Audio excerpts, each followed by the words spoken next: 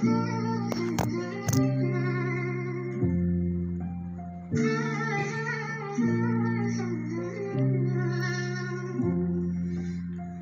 माया पहिलो चोटि पहिलो दुःख खाएँ मैले पहिलो आँसु पहिलो पीडा पहिलो दुःख पाएँ मैले पहिलो भोक पहिलो तिर्ख पहिलो निन्द्र हराएँ मैले खुसी छैन म